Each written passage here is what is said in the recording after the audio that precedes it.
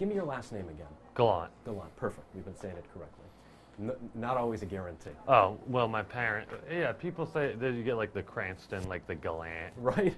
Right. I like Gallant. I say Gallant. Yeah. You've got the more French going. That's yeah. Good. Perfect. I like that. The natural, we've been talking a little bit about this, but the natural question that I would always ask anybody in your scenario is, how are you feeling? I am feeling good. I feel lucky. It's painful, but I'm happy to be alive. Happy I'll walk again. Happy I still have all my mental faculties. So I feel lucky. How good has it been to have your family and the people who care about you and this kind of a staff? The staff here has been incredible. The level of care I received and the compassion, like it's beyond what I could have ever anticipated, and my family has been great throughout the whole thing, and the Providence Fire Department and the local 799, they've shown me what true brotherhood is. As you said, it's one of those things that we hear about, whatever sector of public safety we're dealing with. You hear about a brotherhood, a sisterhood, a bond that is very hard to break, if not unbreakable. You have lived this now, you know. Oh, and it's stronger than any quote or meme can ever project. I had guys who took time out of their lives to just sit by me while I was unresponsive, just in case I blinked or opened my eyes to make sure I was okay. Guys sitting at my door to help my family, just so my family knew there was somebody with me at all times. The Providence Fire Department and the 799 has gone way above and beyond what I don't know. I don't even know if brotherhood is enough. Yeah. Your own progress. Again, this is the first time we're meeting. I take it you look a lot better now. Yeah, than 2.5 weeks ago. Yeah, I was intubated, breathing through a tube. They had me down like that for about 10 days. I came to last week.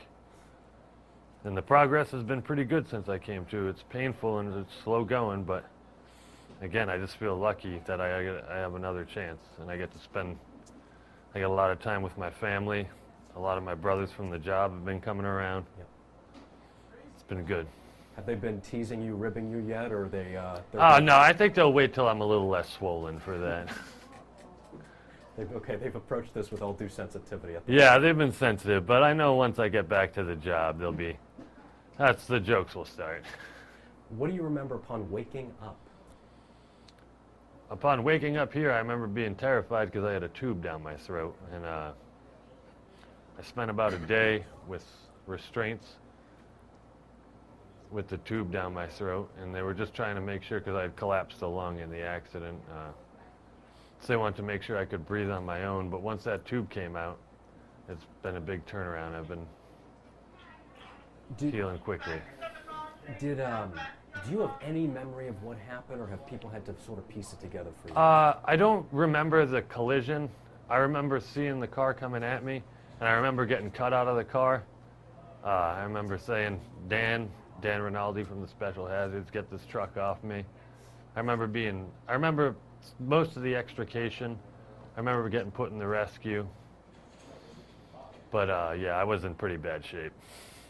Do you remember hearing, again, this is one of those things. You're surrounded by people you work with every day. Yeah. They said it was one of the toughest extrications they've ever seen. Do you remember, you mentioned Dan Rinaldi, do you remember picking out particular faces? Do you remember hearing things of reassurance? Oh, yeah. My friend Joe Bouchard, he saved my life. He was there before the hazards got there, and he got in the side of the truck and he comforted me. And having him there meant a lot. And then he was in the back of the rescue with me. He drove me here. Those guys saved my life, and I'm incredibly grateful. I know you know how difficult it was for them to be in that situation where they are working on one of their own, and as Paul Dowdy said, it hits extremely close to home. Yeah. Luckily, I've never been in a situation at work where I've had one of our brothers is injured as badly as I've been. But I hope those guys are. Joe comes and visits pretty often, and Danny's come and visit to make sure I'm okay. Fortunately for me, I've never been on the other end of it. Yeah.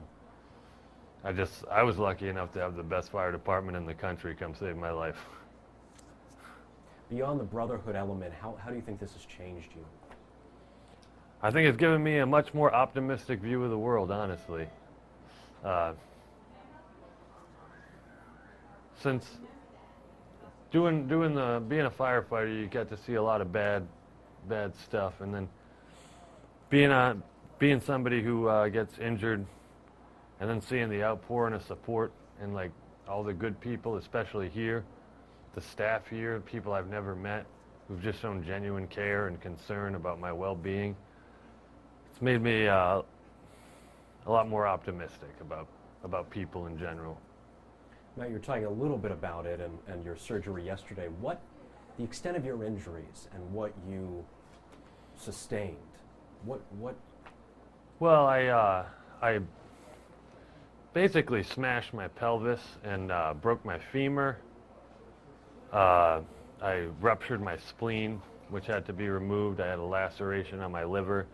I broke a few ribs and had a pneumothorax. I collapsed my right lung. I have a lot of fractures on my face, which is why it's all swollen. And I fractured my right hand. We hear a lot about as I said, your characteristic sense of humor, your musical passions. Do you feel like you've been able to exhibit that sense of humor? Oh, I think the humor has gotten me through this a lot. If you can't laugh, then the situation's just going to drag on forever. And it's made dealing with the staff here a lot better. It just keeps my attitude light and positive, and I'm just thinking about getting better. Yeah. And if you can't laugh, you're just going to think about how bad things are. Yeah. Is there a particular moment of humor or irony or something within your last several days of consciousness where you sort of had to take a moment and think, that's pretty light given my scenario? I can't think of anything specifically. It's basically a running joke. I try not to take it too seriously, any of it, except my recovery. I take that pretty damn seriously. First of all, how much are you itching on getting back to? Oh, I wish I could go back to work tomorrow, honestly. I miss work already. I miss being around my brothers. I miss doing the job, but it's going to be a long recovery process. Yeah, what lies ahead for you? Or are you not in that mindset yet, or have you not talked about it? I'm always in that mindset. I'm always thinking about what's next. I'm going to go into a rehab facility so I can basically try to learn how to walk again. I can't use my left leg for 3 months, so obviously I'm pretty limited as to what I can do, but I'm going to do the maximum extent of what I can until I can get back up and running and get back to work. Having your family by your side and whatever semblance of rotation there is of people, I know we saw your uncle today and Care obviously here. I know your dog's not here with you. I wish he was. I wish, yeah, Wendy. But having, again, your family there the whole time and maybe not certain on their part how this was all going to turn out. Yeah, I know before I woke up it was pretty tough on everyone, and I can't imagine what that was like for them. I was asleep, so I missed most of it. Yeah. But since I've been up, I've never been alone. I feel incredibly lucky. I always got like my brothers here a lot, or my mom and dad, or my sister, my girlfriend Kara. They're all here constantly taking care of me. My friends Ryan Sullivan and Chris DBAs, who I was in the academy with, they've all just been here, making sure I'm okay. Ever since I woke up, I don't remember being alone for a minute. It's great.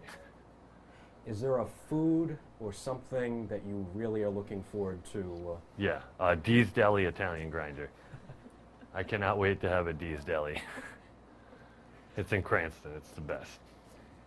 a little tough to eat a grinder right now. Yeah, well, especially because I don't have any teeth up here, and I can't chew. I'm on a liquid diet. That was one of my questions. Food that you're looking for. Okay, so an D's. Italian grinder. And Tommy's Pizza. Do you like check off the days, like you see that in those movies where you etch with little tick marks the days off of? Is that part of your equation? I'm just trying. I just trying to accomplish small goals, like one thing at a time. Like get my chest tube out, get my staples out, get my surgery done, get into rehab. If I start looking at it in like the frame of time, I think I'll drive myself crazy. So I try to look at it at goals instead of time. Yeah. As you said it's going to take me a while, but I'm going to be a firefighter again. Yeah. Yep. It's all I ever wanted to do. My dad was a firefighter. Obviously, my uncles, my great-grandfather, my grandfather. I'm just looking forward to getting back to the job.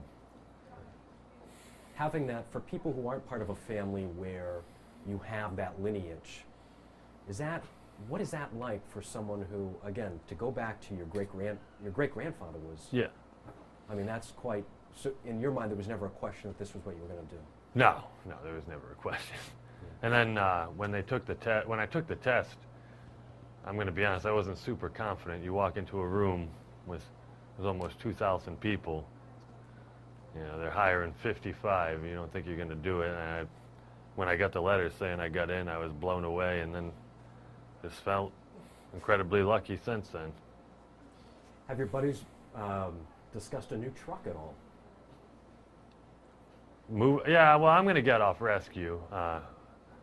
There's some guys I was close with in the academy, and we've always talked about ending up on a truck together, but we'll see. You know, I got a lot of things to do before I get to that point again.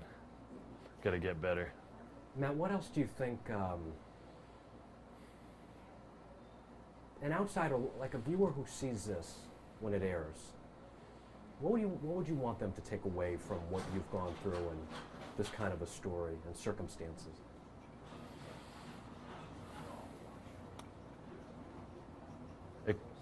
I mean, I know you say your perspective. Even when it seems bad and you feel like, and you want to like feel bad for yourself and you want to have like a little pity party, there's always somebody who's got it worse, you know? I could sit around in my bed and think about like, why did this happen to me? Why did I have to get hurt like this? But that's not going to help my recovery. So I hope people, they're just a little more appreciative of what they have. Because even when it goes away, it's tough. Like, I can't walk right now, but at least I'm alive. I have to ask, by the way, is there any significance behind this blanket? This blanket was made for me by my friend Andrew Babola's girlfriend, Ashley. She went, I have a coonhound, so she went to Joann Fabrics and tried to find the only fabric with a hound on it. There's a hunting motif. Yeah, I'm not a hunter, but I like hound dogs. Wait, now, so she didn't put it together? No, she made it. Yeah, she made this for me. Beautiful. Yeah, it's nice. It's warm too. You're going to need that? Yeah. In the chairs, but yeah, absolutely. Yeah. Other things that have come in physically, like a blanket or other, that have meant a lot to you? Yeah, I got a few, the second grade class at St. Thomas sent me a bunch of cards, the whole class, that was pretty emotional because I got it right after I woke up, and a lot of cards and well wishes. Now, you have no connection to second grade at St. Thomas. No, I don't. Yeah, I don't have any connection to them. But you know, they heard about the story and people felt sympathetic. I mean, who doesn't like firefighters? Yeah, exactly. I'm sure they very enthusiastically wrote those cards too. Yeah. They heard your You said that, and that was an emotional thing. Oh yeah, it was coming to and like hearing about the amount of people here to support my family, and like when I regained consciousness and just people were telling me about the waiting room being packed with 30 guys from my job waiting just to come in and wish me well, even though I wasn't even responsive, just so they could be there with me to give me support, if only for a minute. Coming to and hearing those stories, yeah, I got a little emotional. Yeah. The kids, I can only imagine. Yeah. Yeah. Cards from second graders, you don't know. Well, listen, I appreciate your time. Thanks for again to get you in the chair and come bring. painful, but that's how I get better. Well, Matt, thanks so much.